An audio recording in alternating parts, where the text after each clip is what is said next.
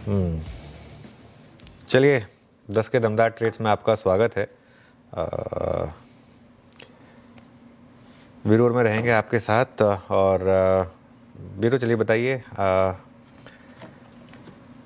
जय हेलो जज शो में क्या क्या लाइन अप है वीरू, प्लीज जरा बताइए। हाँ जय राजेश सतपुते प्रकाश का अवसर होगा हमारे साथ बातचीत करेंगे टेक्निकल पर्सपेक्टिव से पिछले कार्यक्रम से। इस कार्यक्रम में भी अमोल अठावले, आशीष ख्याल ये टेक्निकल पर्सपेक्टिव लेके फ्रेश पर्सपेक्टिव लेके जुड़ेंगे, साथ ही बिग मार्केट वॉइसेस में। याद रखिएगा हमारे साथ होंगे श्री एन जय कुमार, एमडी प्राइम सिक्योरिटीज के, उनसे होगी बातचीत बाजार के मेगा स्ट्रक्चर पर, और साथ ही साथ इन बिहार के वर्डिक्ट जो कि अभी भी ट्रेंड में है। याद रखिएगा अभी निर्णायक नंबर आने में वक्त लगेगा, बट इट्स 168 फॉर एनडीए। वरिष्ठ पत्रकार श्री अजय सिंह हमारे साथ जुड़ेंगे इसी चर्चा में और उनसे जानेंगे कि इस मैंडेट का जो बिहार ने दिया है आज, जिस प्रकार से अभी वो ट्रेंड में है, इसके मतलब क्या है। नीति निर्धारण में यहाँ से अगर आप देखें अब बीजेपी को कितनी सहायता मिलेगी बिहार के इस वर्डिक्ट के बाद, इन सब पे करेंगे बातचीत। मार्केट्स आपके स्क्रीन पे, निफ्टी करीब करीब 25,806 और इस वक्त थोड़ी टर्बुलेंस के बाद सेटल होता हुआ, और बैंक निफ्टी करीब करीब 58,292 के स्तर पे। पैनल आपकी स्क्रीन पे है, ट्रेड्स पिक करना शुरू करते हैं, फिर उसके बाद श्री एन जय कुमार और श्री अजय सिंह जी से चर्चा शुरू करेंगे। अमोल, आपके दो ट्रेड्स इस वक्त क्या पिक कर रहे हैं आप? नमस्ते एंड गुड मॉर्निंग। रिलायंस के साथ जाना चाहूंगा। पोजिशनल पॉइंट ऑफ व्यू से देख रहा हूँ 1515 के आसपास चल रहा है। पोजिशनली टारगेट निकल के आ रहे हैं 1575 के, और स्टॉप लॉस उसका रहेगा 1490 का। एक तो स्टॉक काफी कंसिस्टेंटली अप ट्रेंड में बना हुआ है, और काफी दिनों के बाद एक जो 1500 का जो रेंज था उसको सक्सेसफुली ब्रेकआउट करते हुए स्टॉक में ये वीक में हमने देखा है। मुझे लगता है ब्रॉडर सेटअप काफी प्रॉमिसिंग है। अगर यही मोमेंटम कंटिन्यू रहा तो रिलायंस में अप ट्रेंड और बढ़ता हुआ हम आने वाले दिनों में देख सकते हैं। दूसरा कॉन्ट्राबेट की तरफ जाना तो एसबीआई कार्ड के ऊपर फोकस जा रहा है। 878 के आसपास है, ये भी पोजिशनली टारगेट निकल कर 930 के, और स्टॉप लॉस उसका रहेगा 850 का। प्रॉमिसिंग लेवल पे एक करेक्शन पूरा करता हुआ स्टॉक देखने को मिल रहा है। 200 डे सिंपल मूविंग एवरेज के पास स्टॉक ट्रेड हो रहा है। ये अगर रिवर्सल फॉर्मेशन कंटिन्यू होता है तो एसबीआई कार्ड में पोजिशनल पॉइंट ऑफ व्यू से एक फ्रेश अप ट्रेंड रैली आने के चांसेस चार्ट्स पे दिख के आ रहे हैं। ओके आशीष, संक्षेप में आपके दो ट्रेड्स। देखिए, मेरा पहला जो ट्रेड होगा वो पीजी इलेक्ट्रोप्लास्ट पे। ये काफी टाइम से कंसोलिडेट कर रहा था और अभी एक ब्रेकआउट आ सकता है, वॉल्यूम्स पिकअप हो रहे। ऊपर के टारगेट है 600 का और स्टॉप लॉस लगाना होगा 545 का। और दूसरा ट्रेड जो है वो है मदरसन सुमी में, बहुत अच्छा ब्रेकआउट है। यहाँ पर टारगेट 119 का है और स्टॉप लॉस लगाना होगा 109 का। प्रकाश सर, आपके दो ट्रेड्स इस वक्त के। Good morning to you Veeru. Stock का नाम है लॉरस लैब। 1000 को दिल से पार कर लिया, अब रेसिस्टेंस नहीं है यहाँ पर। लॉरस लैब ट्रेड कर रहा है 1011 पर, स्टॉप लगाएं करिए 1003 का, टारगेट 1025 लॉरस लैब। दूसरा स्टॉक जो पसंद है मुझे वो है पीएनबी हाउसिंग। सेटअप के हिसाब से लगता है यहीं से एक अपमूव मिलना चाहिए। ट्रेड कर रहा है 919 पर पीएनबी हाउसिंग, टॉप लगाएं करिए 912 का, near term target 930 930 PNB housing. PNB housing. चलिए अब चलते हैं राजेश सातपुते के पास। राजेश जी बताइए आपकी दो ट्रेड्स इस समय की। अनुजित, मार्केट थोड़ा चौपी है, तो आज सिर्फ रिक्वेस्ट है थोड़ा संभाल के करे, थोड़ा लाइट रह के काम करे। मतलब मुझे लगता है एक बेहतरीन पिक है, बहुत ही क्लीन ब्रेकआउट है। आपने भी इसे आइडेंटिफाई किया था। मुझे लगता है यहाँ से 295 टू 300 तक का मूव मिलेगा, 278 का स्टॉप लॉस होगा। सेकंड जो है, जैसे पहले ग्लेनमार्क की बात की थी, लुक एट औरोबिंदो का चार्ट। अच्छा चार्ट है, स्ट्रॉन्ग चार्ट है, छोटे स्टॉप लॉस के साथ मोमेंटम मिल सकता है। तो 1220 चल रहा है, 1200 का स्टॉप लॉस रखे और लॉन्ग करे। मुझे लगता है 1250 1260 का एक स्विंग अभी बाकी है। ओके औरोबिंदो फार्मा, यहाँ पर मोमेंटम काफ़ी शानदार है। मीनवाइल मार्केट देखिए अब आप डे लो पर आया, और देखिए ये एकदम एनडीए के प्रचंड जीत के बावजूद इसे कहते हैं बस एक सेल ऑन न्यूज़। जी हाँ, buy on rumour sell on news. पिछले फ्राइडे से ये रैली शुरू हुई थी बिहार इलेक्शन के फर्स्ट फेज पर, और अब बिहार इलेक्शन का फाइनल वर्डिक्ट आने पर हालांकि इसको आप एक फ्रेश डाउन ट्रेंड ना माने, इसको यही माने कि एक sell on news play out हो रहा है, जहां पर ये मामला सेटल होगा। 25,770 पर हैं हम, हो सकता है 25,750 पर हो जाए, हो सकता है 25,700 पर हो जाए। हाँ, अगर 25,650 के नीचे फिसलेगा तो रिविजिट करेंगे, लेकिन तब तक इसको एक प्योर प्रॉफिट बुकिंग मूवी माने। एडवांस डिक्लाइन अभी भी ठीक ठाक ही है। चलिए एन जय कुमार जुड़े हमारे साथ, प्राइम सिक्योरिटीज़ के मैनेजिंग डायरेक्टर, जिनके पास मार्केट में काफ़ी अनुभव है, इक्विटी रिसर्च और वेल्थ मैनेजमेंट में एक अथॉरिटी की तरह जाने जाते हैं। उनसे समझते हैं कि इस समय मार्केट में क्या करना है। जय कुमार जी, गुड मॉर्निंग। तो मार्केट को जो चाहिए था बिहार इलेक्शन में वो आ गया। जो आज की गिरावट है, क्या इसको एक प्योर सेल ऑन न्यूज़ माना जाए, या मार्केट थोड़ा सा ट्रिगर के अभाव में एक लग रहा है कि शायद थोड़ा सा करेक्ट हो सकता है? आपका व्यू क्या होगा पहले तो मार्केट पर? मार्केट पे एक तो good morning and to all your viewers. Market का जहाँ तक व्यू है, मैं ये मानता हूँ कि ओवरसीज मार्केट्स में थोड़ा बहुत प्रॉफिट टेकिंग जो शुरू हुआ है, ये थोड़ा डीपन हो सकता है।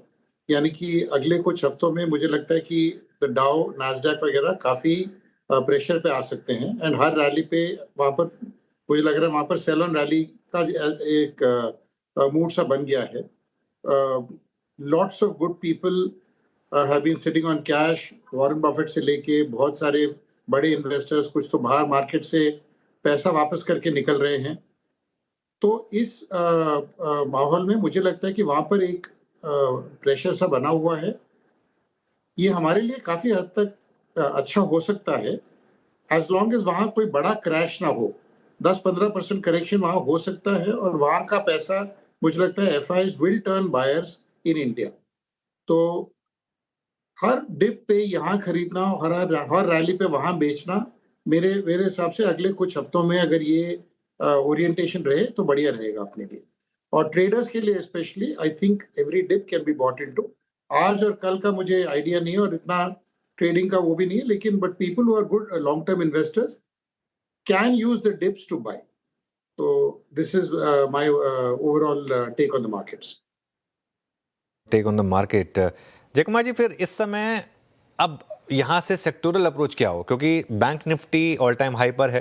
पिछले कुछ दिनों में हमने फार्मा में अच्छे मोमेंटम देखे हैं। फार्मा में आप वैसे भी काफ़ी पॉजिटिव रहे हैं, लेकिन यहाँ से अगर 2-3 थीम्स बैक करनी हो तो वो क्या होंगी आपके हिसाब से? आई थिंक सिंस आपने फार्मा का जिक्र किया है, कल अगर आप थोड़ा केयरफुली अगर आप देखो तो यूएस मार्केट्स काफ़ी हद तक गिरे थे, लेकिन फार्मा इंडेक्स वहाँ पर हाई पे बंद हुआ था, क्योंकि वो एक डिफेंसिव सेक्टर माना गया है। और जैसे जैसे ये टैरिफ्स की बात बैक बर्नर में हो जाएंगी, यानी कि लोग बात करना बंद कर देंगे, तो मुझे लगता है फार्मा में जो यहाँ पर हर रैली में यहाँ पर सेलिंग हम लोगों ने देखा है लास्ट ऑलमोस्ट 1 साल के लिए। आई थिंक फार्मा में एक्सपोजर लोगों का कम है, और अगर ये टैरिफ्स की बात चली जाती है तो मुझे लगता है कि फार्मा में काफ़ी हद तक बाइंग आ सकता है। इनफैक्ट पोर्टफोलियो रीएलोकेशन होके पैसा फार्मा में जबरदस्त आएगा, ऐसा मेरा मानना है। अदर सेक्टर्स जो banking we have been very bullish on, और मुझे लगता है कि प्राइवेट सेक्टर बैंक, छोटे प्राइवेट सेक्टर बैंक जहां पर बाहर का पैसा स्ट्रेटेजिक या पोर्टफोलियो बेसिस में आ सकता है, वहां पर अभी भी मुझे 2-3-4 ऐसे नाम नजर आ रहे हैं जो काफी वैल्यू दे सकते हैं।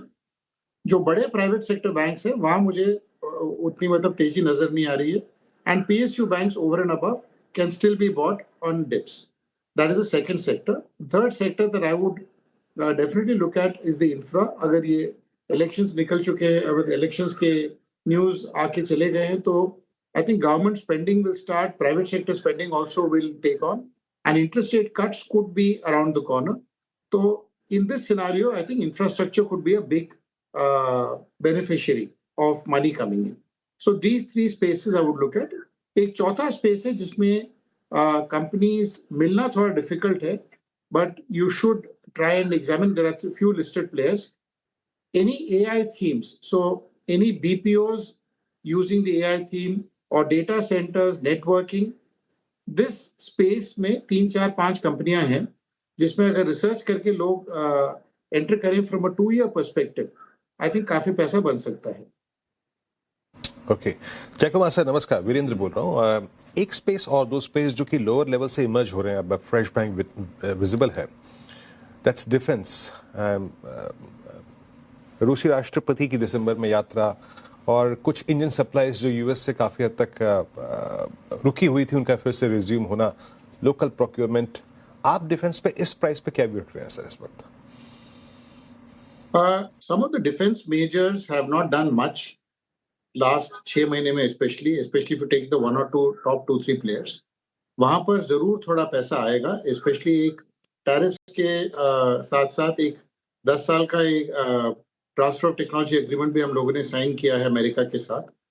तो defence, especially given the need for the need for upgrading a lot of the erstwhile armaments. मुझे लगता है कि डिफेंस में टॉप 2-3 प्लेयर्स को जरूर देखना चाहिए. They have steadied themselves, they have consolidated for the last 1 year. और इस पीरियड में मुझे लगता है कि अगर पैसा बाकी सेक्टर से, जैसे प्राइवेट सेक्टर, बड़े प्राइवेट सेक्टर बैंक से निकल रहा है, तो बड़े डिफेंस स्पेसेस में आ सकता है. The top, as I said, top few players in the defence industry. I am constructive. अच्छा, एक दो स्पेस पे और आऊँगा सर. जैसे अगर आप देखिए, आप ईएमएस सेगमेंट में क्या प्राइस डैमेज हुआ है, और एक तो ये टैरिफ वॉर, दूसरी बात एलएनटी ने कहा कि जनाब हम ईएमएस में आएंगे, अब हम इलेक्ट्रॉनिक मैन्युफैक्चरिंग में कदम रखेंगे. और आपने वोल्टास के नंबर देखे, वाइट गुड में तो बाकी नंबर्स बहुत खराब है इस बार. इन दो स्पेस को कैसे ट्रीट करना चाहिए? ईएमएस जिसमें हमने पिछले 5 साल में बहुत पैसा बनाया बाजार ने, कैसे ट्रीट करेंगे इन दो स्पेस को आप? क्योंकि मार्केट में एक ओल्ड फ्रेज है, रिवर्जन टू मीन, यानी कि जो चीज एक्सेसिवली एक तरफा मूव हुआ है, वो एक रिवर्जन होके, मतलब उसका या तो भाव घटेगा अगर बहुत बढ़ चुका हो, या अगर बहुत घट चुका हो तो भाव बढ़ सकता है. तो उस थॉट प्रोसेस को रखते हुए I would say that EMS से मैं अवॉइड करूंगा. I will not touch the EMS space. Okay, अच्छा, चलिए, ठीक है. अच्छा जयकुमार जी, ये जो मार्केट में इस समय एक स्पेस जहाँ थोड़ा सा पेन है, वो है ये पूरी की पूरी एसी स्पेस और इससे जुड़े हुए ईएमएस स्टॉक्स जो हैं. यहाँ पर अब आपका क्या व्यू बन रहा है? क्या इन लेवल्स पर एक वैल्यू इन्वेस्टर की तरह उस पर, सॉरी मैं एक second, sorry, I think Veeru ने ऑलरेडी ये सवाल पूछा था, मेरा ऑडियो उस समय चला गया था. जयकुमार जी, एक व्यू आपसे लेना चाहूँगा मैं, जो स्मॉलर प्राइवेट बैंक्स है. आपने पीएसयू बैंक की बात की कि आप पॉजिटिव है यहाँ पर. एक आरबीएल बैंक पर आप काफ़ी पॉजिटिव रहते हैं. हालांकि मुझे पता नहीं अब आप कोई स्टॉक स्पेसिफिक बात करेंगे या नहीं कहेंगे, लेकिन ये जो छोटे प्राइवेट बैंक्स में और जो छोटी एनबीएफसीज में हमने री रेटिंग देखी है, ये कहाँ तक जारी रह सकती है? छोटे एनबीएफसीज, मुझे लगता है जैसे जैसे इंटरेस्ट रेट्स कटते हैं, तो एनबीएफसीज में या तो पोर्टफोलियो एक्रीशन हो सकता है या फिर कंसोलिडेशन अमंग्स्ट एनबीएफसीज हो सकता है. Also, NBFCs are aggressively selling portfolios to banks in addition to doing co-origination deals. So NBFCs में थोड़ा मतलब very stock specific हो सकता है कि you could find good picks. But the space that I like more is the smaller private sector banks, जहाँ से बाहर का पैसा आएगा. Equity banking system needs a constant flow of equity, और especially अब strategic deals होना चालू हुआ है इंडिया में. You've had at least 4 or 5 cases. Yes bank ले लो, फेडरल बैंक ले लो, आरबीएल ले लो, समान कैपिटल ले लो. तो इन सब में फॉरेन पैसा स्ट्रेटेजिक बेसिस में आया है, और मुझे लग रहा है कि ये स्पेस में और बहुत एक्शन होना बचा है, specially in smaller private sector banks. अच्छा, फार्मा में आपने बात कही, लेकिन फार्मा में आपकी कुछ स्पेसिफिक पिक्स रही हैं, जैसे कि I mean Aurobindo. I mean मैं थोड़ा स्टॉक्स पे इसलिए आ रहा हूँ क्योंकि काफ़ी चला है वो स्टॉक. तो अभी भी वही स्टॉक्स आपके फेवर में रहेंगे, या कुछ आप थोड़ा सा सीडीएमओ स्पेस पर भी आएंगे, या फिर ये जेनेरिक वाले जो स्टॉक्स जो इतना शानदार चले हैं, उन्हीं में आपका फेवर रहेगा? जेनेरिक्स में रहेगा. सीडीएमओ में मैं एक कॉशनरी, क्योंकि स्ट्रीट में 10 out of 10 people, actually 15 out of 10 people are positive on CDMO. तो उसके बेसिस में मैं एक थोड़ा सा कॉन्ट्रेरियन व्यू देना चाह रहा हूँ कि बहुत सारा global multinational pharmas have started making investments in the US itself. And when they do that, बाहर का डेवलपमेंट, बाहर का manufacturing they may bring back into the country. तो जो सीडीएमओ में अगर आप स्टॉक्स देखोगे 50-70 पीईज में चल रही हैं. एक पागलपन सा है because people wanted to own CDMO stocks. मुझे लग रहा है कि CDMO names, specially 3, 4, 5 listed decently big companies हैं, और some very big, over a 2-3 year period they could have serious loss of business as business these multinationals जैसे जैसे ये बिजनेस यूएसए में वापस ले जाए. तो सीडीएमओ में मुझे लगता है कि यहाँ से थोड़ा कॉशियस होके चलना चाहिए. whereas generics is still the need of America, and I feel generics, biosimilars, these may well be the areas to focus on. Okay, चलिए अंजय कुमार साहब, बहुत बहुत शुक्रिया, आप इस चर्चा में आज शामिल हुए और सभी सेक्टर्स पे और स्टॉक्स पे भी कुछ हद तक आपने टिप्पणियाँ रखी हैं अपनी. बहुत बहुत शुक्रिया इस कार्यक्रम में शामिल होने के लिए. इस बीच शुक्रिया। मार्केट्स को लेके आइए, निफ्टी करीब 25,778 पे आके ट्रेड करता हुआ, we are almost trading at day low. दिन के सर्वोच्च स्तर से थोड़ा सा स्लिप हुए हैं निफ्टी बैंक भी और निफ्टी आईटी भी इस वक्त ऑलमोस्ट डे लो पे ट्रेड करता हुआ। अनुज, चलिए आगे बढ़ते हैं अब, और एनडीए के बिहार के चुनाव में भारी जीत की ओर जो कदम बढ़ रहे हैं, 174 हो गया अब आंकड़ा, देखिए वन साइडेड लैंडस्लाइड माना जाएगा इसे। इसके लिए हमारे साथ वरिष्ठ पत्रकार अजय सिंह मौजूद हैं। Ajay ji, good morning. ये माना जाए कि इस समय देश में विपक्ष जो है वो ऑलमोस्ट अब खत्म होता जा रहा है, इस तरीके के नंबर्स, और बिहार में देखिए आप ऑलमोस्ट अब 2/3 मेजॉरिटी की तरफ एनडीए बढ़ता हुआ। आप क्या मायने होंगे इस जीत के? देखिए, विपक्ष खत्म तो नहीं होता है। इसका मायने ये है कि 2005 के पहले जो राजनीति होती थी, बिहार के संदर्भ में मैं कह रहा हूँ इस बात को, कि 2005 के पहले की जो राजनीति थी, उस राजनीति को किसी भी तरह बिहार की जनता वापस लेना नहीं चाहती है। यानी एक तरह से आप देखें कि पॉलिटिकल फटीग जो कि 20 साल के बाद बिहार में होना चाहिए वो नहीं हुआ। तो इसका मतलब साफ ये है कि अपोजिशन को अपने नए ईडीएम्स और नई तरह की पॉलिटिक्स को देखना होगा, उसका इन्वेंशन वहाँ होना ज़रूरी है। अगर वो नहीं किया तो लोग डिसरप्शन के मूड में नहीं हैं। और ये जो वोट, जिस तरह का स्ट्राइक रेट आप देखिए तो बीजेपी और जेडीयू का इक्वल स्ट्राइक रेट है। तो मुझे लगता है कि ये स्ट्राइक रेट इस बात को कहता है कि अगर जो कॉन्टिन्यूटी है वो हमें ज़्यादा अच्छा है, लेकिन 2005 के पहले वाली स्थिति में हम किसी भी हालत में जाना नहीं चाहते हैं। मुझे यही समझ में आ रहा है। अच्छा, एक और बात सर, क्योंकि बहुत समय तक महागठबंधन ने अपने सीएम पद का ऐलान नहीं किया था, क्लियर नहीं थे थॉट्स, एटलीस्ट कांग्रेस के फ्रंट से थॉट्स क्लियर नहीं थे।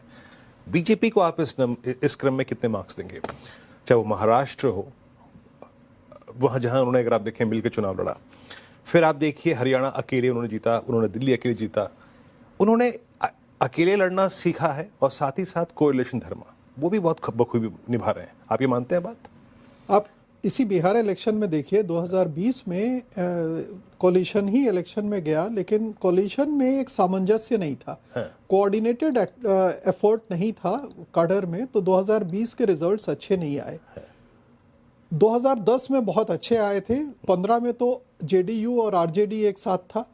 तो आप बिहार के ही अगर इलेक्शन में देखें तो जिस तरह से बीजेपी और जेडीयू ने कोऑर्डिनेटेड एफर्ट इस बार किया है, और ज़मीन पे जिस तरह से उसको ट्रांसलेट किया है एक्शन में, ये उसी का आप जो स्ट्राइक रेट देख रहे हैं कि इतना ज़बरदस्त स्ट्राइक रेट है, ये सब उसी का एफर्ट है।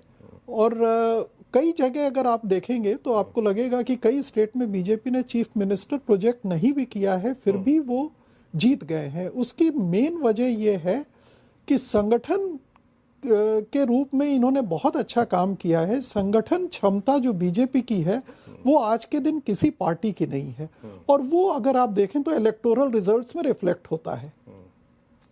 अच्छा, तो अजय, हाँ सॉरी वीरू, कंटिन्यू। बिल्कुल बिल्कुल, अनुज प्रश्न पूछिए। नहीं, मैं ये पूछना चाह रहा था कि ये जो अब इलेक्शन हुआ, इसका एक सिग्निफिकेंस ये भी है कि बहुत लोगों को ये लगता था कि आगे जाकर जो, क्योंकि नीतीश कुमार का पिछला ट्रैक रिकॉर्ड रहा था कि उन्होंने काफ़ी यू टर्न लिए थे, अब एक तरीके से अब वो पूरी तरीके से अब खत्म हो जाएगा, एक स्टेबिलिटी के हिसाब से जो नेशनल गवर्नमेंट है उसके हिसाब से, क्योंकि मार्केट के लिए ये काफ़ी ज़रूरी है सवाल, तो उस पर एक मुहर लगेगी आज के इस इलेक्शन के बाद? नहीं, यू टर्न जो लिए थे वो लोगों ने लोग एक तरह से उसको कोई ध्यान में नहीं रख रहे हैं, क्योंकि एक चीज़ और, अगर इस रिज़ल्ट को आप एक्सप्लेन करें तो कहीं ना कहीं एक्सप्लेन होता है कि अगर सिंसियरिटी से आपने काम किया है समाज में तो समाज पे बैक करता है। तो नीतीश कुमार की एक इमेज ये तो रही है, अगर आप 20 साल का शासन देखें तो उनके पर्सनल जो इमेज है वो बहुत अच्छी रही है, और कहीं पे भी कोई इस तरह के आरोप नहीं है परिवारवाद के या किसी अपराध के। तो वो एक बिहार में लोगों के दिमाग में बसा हुआ था। तो वो जो उनका पर्सनल इमेज है उसने आइडियोलॉजिकल बैरियर्स को तोड़ दिया। उसने ये नहीं किया कि आपने यू टर्न क्यों लिया, वो इमैटीरियल हो गया। तो हमें नहीं लगता है कि आने वाले टाइम में, और जिस तरह से बीजेपी और ये इक्वली पॉइज्ड हैं, तो उसमें साफ लग रहा है कि वो स्टेबिलिटी रहेगी। ओके अच्छा सर, एक चीज़ पूछा मैं, आप जरा प्रशांत की जो किशोर जी की डिजिट देखिए, मेरे ख्याल से अब वो 0 है, शुरू में तो 2 थे। एक और चीज़ अगर आप पिछले 10 वर्षों में देखें, राहुल गांधी का जो ट्रैक रिकॉर्ड है वो बहुत अच्छा नहीं रहा। फिर आप अखिलेश यादव जी को देखिए, उनके हाथ एक डिफीट लगी। फिर यहाँ पे अगर आप देखें तेजस्वी जी, ये जो सेकंड जनरेशन ऑफ पॉलिटिशियंस थी, जो उनकी सेकंड जनरेशन थी, चाहे वो समाजवादी पार्टी हो, चाहे वो आरजेडी हो, चाहे वो कांग्रेस हो, उनको बड़ा सेटबैक है ना इस इलेक्शन में। बिल्कुल। देखिए, अखिलेश यादव सफल एक बार हुए 2012 में, और उसकी वजह सिर्फ ये थी कि अखिलेश यादव ने अपने पिताजी से एक अलग इमेज बनाई थी। 2012 में अगर आपको याद हो तो डीपी यादव और इस तरह के लोगों को टिकट दिया जा रहा था, उन्होंने कहा कि नहीं, इस तरह के लोगों को हम टिकट नहीं देंगे। तो कहीं ना कहीं लगा कि वो एक अलग तरह के हैं। तो उस कॉन्टेक्स्ट में वो इलेक्शन भी जीत गए और 5 साल मुख्यमंत्री भी रहे, लेकिन उसके बाद वो छवि जो 5 साल का रूल था उसमें लगा कि वो तो पहले वाली ही चीज़ें थी। इस बार भी अगर आप देखें तो तेजस्वी यादव के पास 2015 में जब जेडीयू और आरजेडी साथ था, तो एक मौका था जिसमें कि वो इमेज मेक ओवर हो सकता था, जो लालू जी की लीगेसी थी उससे बाहर निकल जाते, लेकिन वो निकले नहीं। अगर उसका आप इंस्टांस पूछेंगे तो मैं कहूँगा वो शहाबुद्दीन का छूट के आना और जिस तरह से अपराध बिहार में बढ़ना, ये सब होने लगा था, तो वो सब लोगों के दिमाग में हुआ कि ये तो फिर वही लौट के आ रहा है।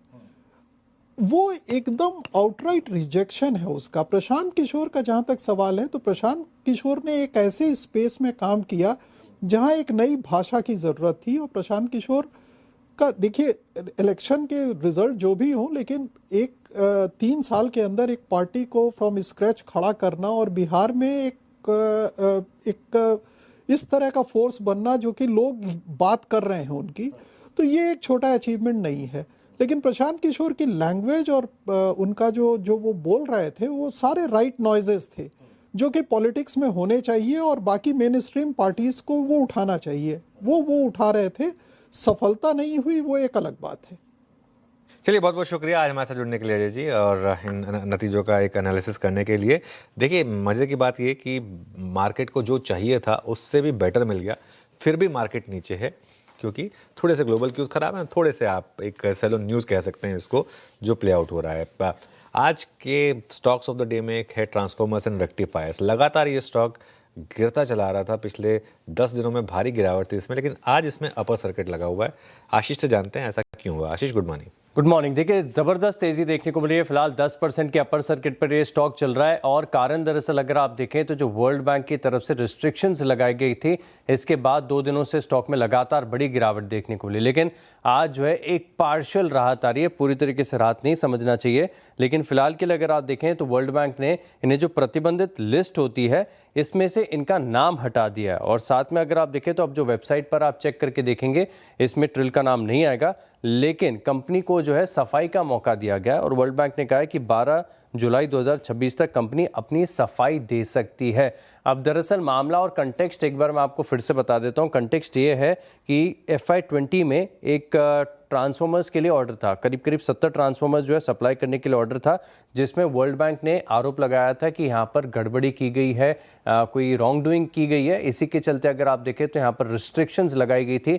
अब रिस्ट्रिक्शंस इतनी सिग्निफिकेंट हो जाती हैं कि मान लीजिए कि वर्ल्ड बैंक अगर कोई भी प्रोजेक्ट को फाइनेंस कर रहा है तो ऐसे प्रोजेक्ट में ट्रिल फिर पार्टिसिपेट कर ही नहीं पाता। हालांकि कंपनी ने सफाई देकर ये कहा था कि अब कोई भी ऐसा फिलहाल के लिए ओपन ऑर्डर नहीं है जहां पर एक काम कर रहे हैं वर्ल्ड बैंक के थ्रू, इसके लिए इम्पैक्ट लिमिटेड है। लेकिन अब अगर आप देखें तो सफाई का मौका मिल गया है, और अगर ये रिस्ट्रिक्शन से नाम हट जाता है तो आगे जाके जो वर्ल्ड बैंक के टेंडर्स हैं इसमें पार्टिसिपेट कर सकते हैं, अपने आप में काफ़ी सिग्निफिकेंट हो जाएगा। और इसी अच्छी खबर के चलते अगर आप देखें तो स्टॉक है फिलहाल 10% ऊपर। ओके, चलिए, शुक्रिया आशीष। तो ये आज का क्लियरली एक one of the stocks of the day. Market 25,787 Nifty पर, यानी कि हम डे लो के काफ़ी करीब हैं, और अच्छे नंबर्स के बावजूद, सब कुछ अच्छा होने के बावजूद आईटी में काफ़ी प्रेशर है। क्लियरली आपको बता रहा है कि ग्लोबल क्यूज़ थोड़ा सा इस समय हावी पड़ रहे हैं मार्केट के ऊपर। एक सेंस है कि जो कल यूएस मार्केट में हुआ, क्या कहीं एक कुछ करेक्शन की शुरुआत तो नहीं है यूएस मार्केट में बड़ी वाली, लेकिन जो भी है अभी भी मार्केट का ट्रेंड इंटैक्ट है, लेकिन आज थोड़ी सी प्रॉफिट बुकिंग आपको दिखाई देगी। चलिए इस शो को यहीं समेटेंगे और इसके बाद श्रेय और कंचन जुड़ेंगे आपके साथ आपके सवालों के जवाब देने के लिए ट्रेडर्स हॉटलाइन में।